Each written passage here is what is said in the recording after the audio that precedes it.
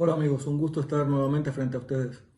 Ayer estábamos viendo cómo el movimiento del diseño inteligente ha sido como un bombazo en los espacios del apego al materialismo propio de la oficialidad de la ciencia, digamos así, ¿no? Y han tratado de mantenerlo en la marginalidad. El hecho de que la mayor parte de la ciencia o la gente que tiene más poder dentro de la ciencia durante una época mantenga en la marginalidad algo, no significa que tengan la razón. Muchas cosas han pasado que luego han sido desmentidas por alguien que viene y abre un nuevo horizonte, ¿no? Y parece que con esto del diseño inteligente terminará sucediendo así porque cada día son más los que notan que evidentemente este diseño, que es obvio, pues no puede deberse a la casualidad.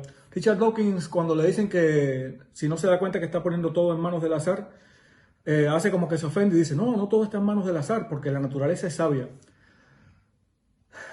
Esto resulta un poco extraño, ¿no? Como resultó extraño el hecho de que pensara que los extraterrestres habían traído la vida aquí, y eso hablaba un poco de la crisis que tiene el propio modelo que él defiende, pues también estamos en presencia de una especie de panteísmo, ¿no? Como si la naturaleza tuviera alma, fuera personal o algo así, ¿no?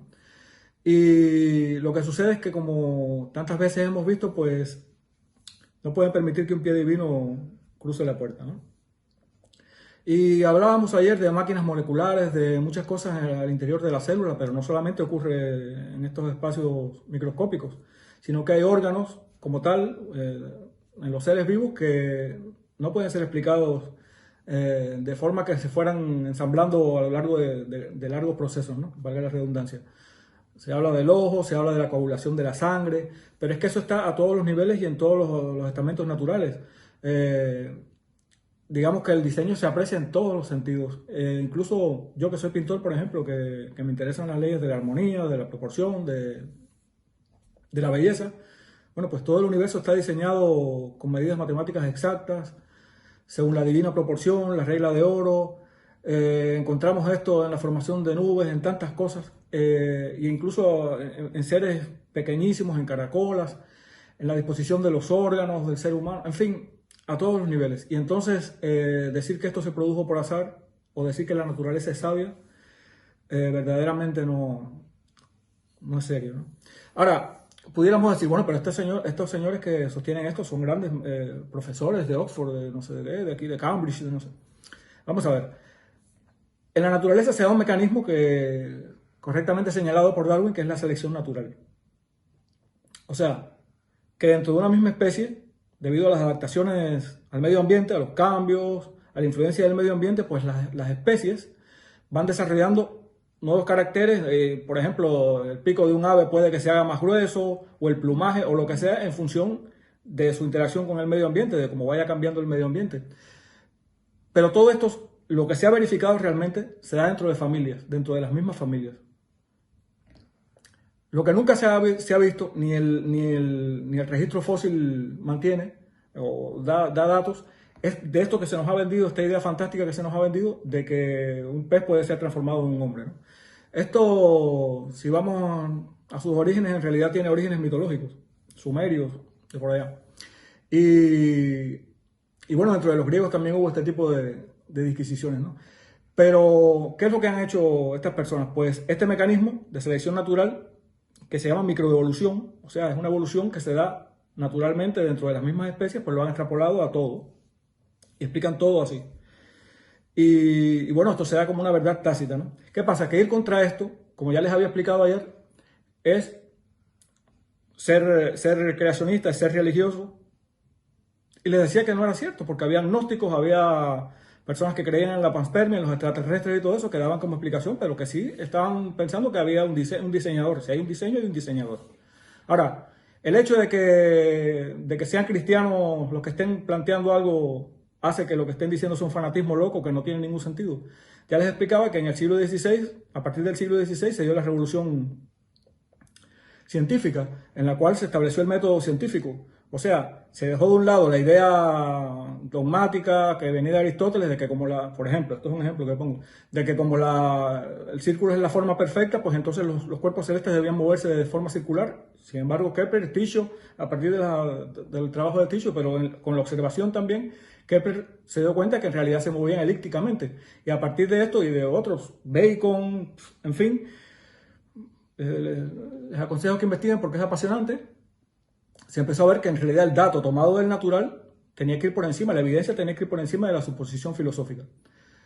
Y esto es un aporte bíblico en el sentido de que Kepler y todas estas personas eran personas profundamente cristianas. Ahora, ¿qué se dice? Claro, tenían que decir que eran cristianos porque si no la Inquisición los hubiera matado. Pero mira, esto es una tontería desde varios puntos de vista. En primer lugar, eran hombres comprometidos con Dios, hombres incluso que escribieron teología.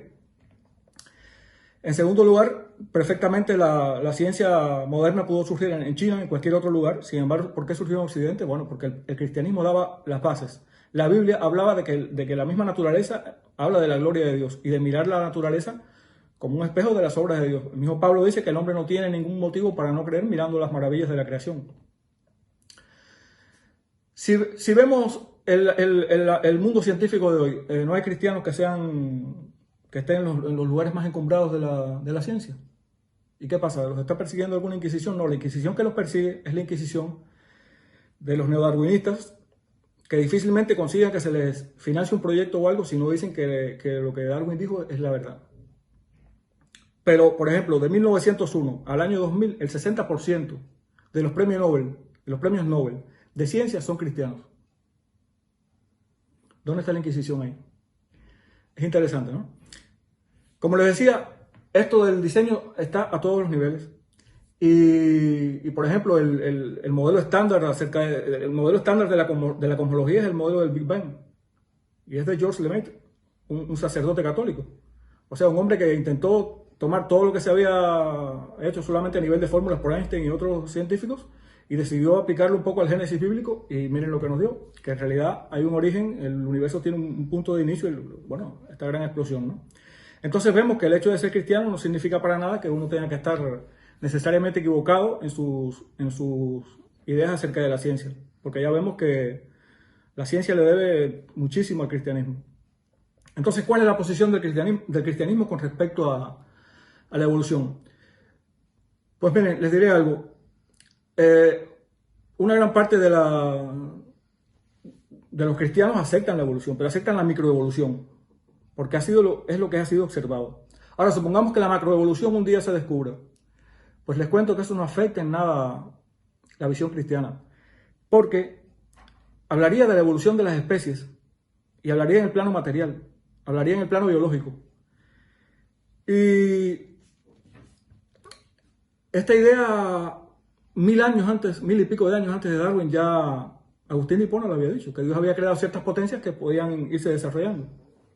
En fin, 1000 años antes ya Agustín de Hipona estaba hablando de lo que, en fin, de una manera más general, de lo que luego sería la idea de la evolución.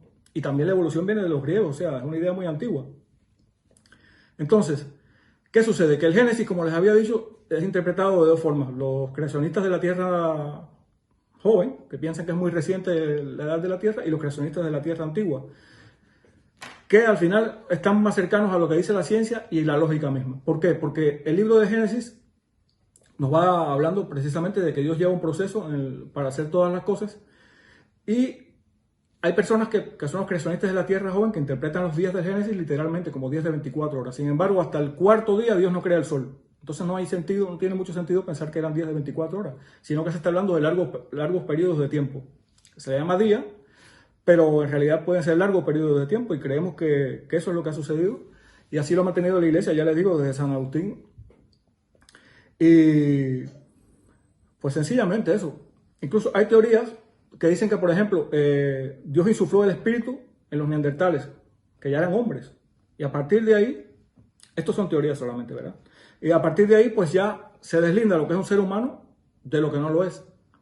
¿Y qué es lo que hace el ser humano diferente y no puede ser explicado por la evolución, ni aunque se verifique la evolución puede ser obviado? El espíritu. Tenemos espíritu. Tenemos libre albedrío. Hemos sido hechos a la imagen de Dios. ¿A dónde nos lleva una visión teísta, una visión de creencia en Dios, a eso, a que somos libres, a que tenemos un pensamiento, a que tenemos intelecto, voluntad. ¿A qué nos lleva la cosmovisión darwinista, evolucionista, materialista, cruda y pura? Les voy a leer un texto pequeño y con esto los dejo.